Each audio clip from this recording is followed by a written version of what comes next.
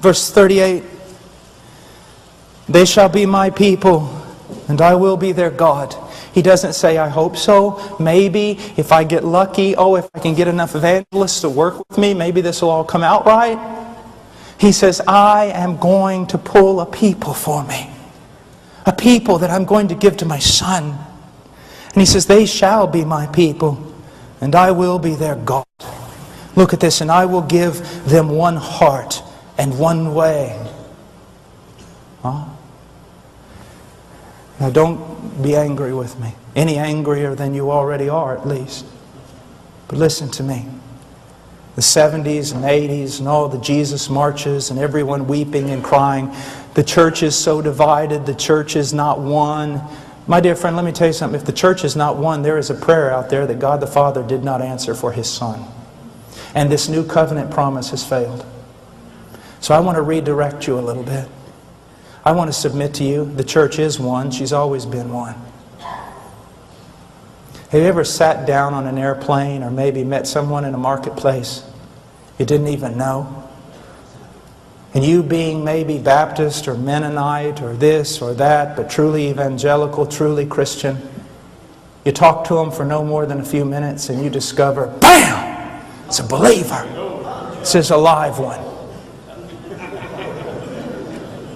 And at that moment, you'd give your life for Him.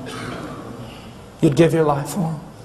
I remember one time we were in Departamento Amazonas in Peru, and it was during the time of the Sendero Luminoso and the civil war that was going on there. We rode 22 hours up in the back of a grain truck under a black tarp, and at about midnight, we pulled the tarp off, the truck stopped, and we jumped off into the jungle. We stayed the night just at the edge of the jungle and made our ways up to a place called Ingenio in Tambolic. About halfway up, we got lost in the dark the next day. So we were praying, me and my dear friend Paco, we were praying, "Oh God, give us some direction. We're lost. We don't, if we're found in here, the terrorists owned the place, the military wouldn't even go in." And we cried out, "Oh God, give us some direction. Help us." We heard a bell. Then we heard somebody talking. It was a strange conversation at first, we thought. But then we realized it was a little boy coming in from the fields with his burro, and he was talking to his burro. And so we got behind him and we followed, and then we stood on the edge of the town, little village, huts, adobe homes. And I said, "Paco," I said, "you know, if the terrorists own this thing, we're dead." "Yeah, but we got to go somewhere." So we got down, walked up to a man who was drunk in the dark, and said, "Hay hermanos por aquí." Are there brothers here? Because everybody knows what that means in the mountains. It means a real Christian. And he said, "La vieja por ahí," the old woman over there.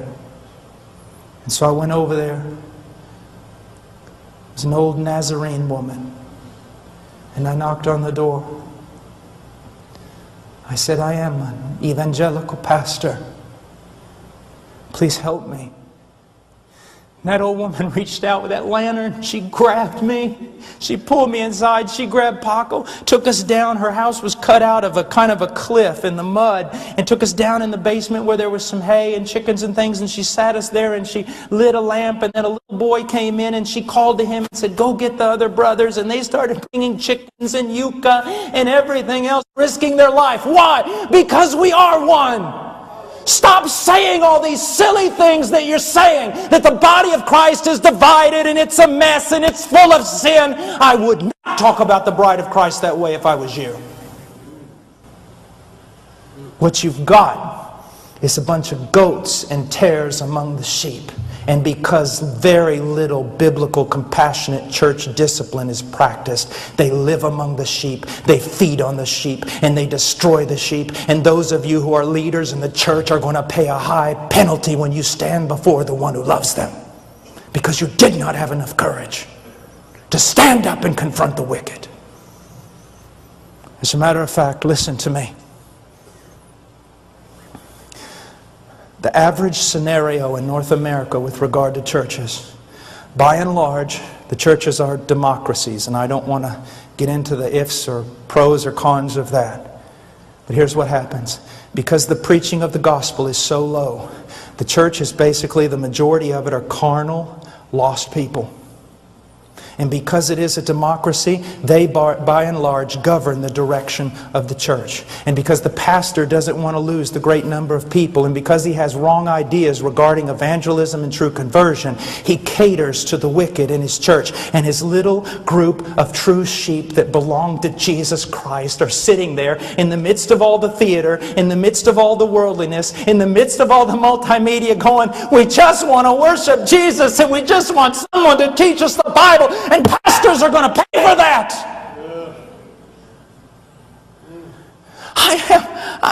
It's true. It's just true. You're saying, oh, you're just angry. My dear friend, you know what it costs me to say this? It's true. Trying to keep together a bunch of wicked people while a little flock in the midst of them are starving to death and are made to go in directions they don't want to go with the carnal majority. Listen to me.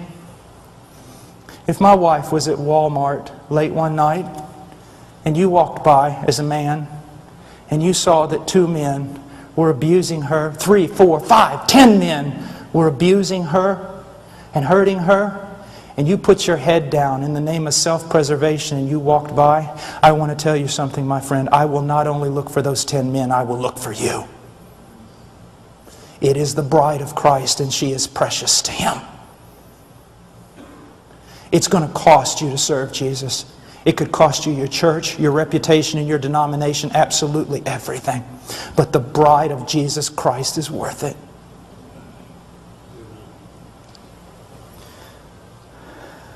And look what it says. I love this. Look, 39, I will give them one heart and one way. And what is that way? It's Christ and it's holiness. Every true believer I've ever met spoke much of Christ and had a longing desire to be more holy than they were. More conformed to Christ. And look, I will give them one heart and one way, that they may fear me always, for their own good and for the good of their children after them. Oh, what a text that is. But let's just go on really quickly. I will make an everlasting covenant with them, that I will not turn away from them to do them good. Now, we just read this and so many people who are wicked, who are lost, they just go to church on Sunday, they hear this verse, yes, God has made an everlasting covenant with me. He will never turn away from me, never, never. I'm secure because of God's grace. But they fail to read the second part. And look what it says, I will make an everlasting covenant with them, that I will not turn away from them to do them good.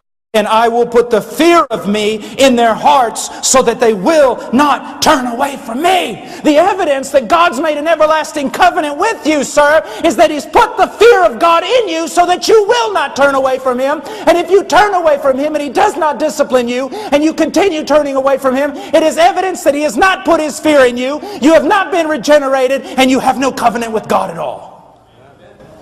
Oh, it's true. He says, pay close attention to yourself and to your teaching. Preserve in these things, for as you do this, you will ensure salvation, both for yourself, for those who hear you. Now, let's just finish with this. This verse means almost nothing in the evangelical community today. How many pastors do you think and preachers take it seriously? I need to pay close attention to myself to ensure salvation for me and for those who hear me. I have a question, Pastor. When was the last time you examined your own life to see if you were in the faith? To see if you really know Him. You see, my dear friend,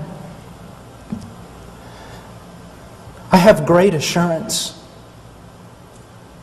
when I study my own conversion, when I discuss it with other men, when I look over the 25 years of my pilgrimage with Christ, I have great assurance of having come to know Him. But even now, if I were to depart from the faith and walk away and keep going in that direction, into heresy, into worldliness, it could be the greatest of proofs that I never knew Him. that the whole thing was a work of the flesh. I know what I'm saying is outstanding to you. You think, oh my, I've never heard such a thing. This is the old... Read Pilgrim's Progress.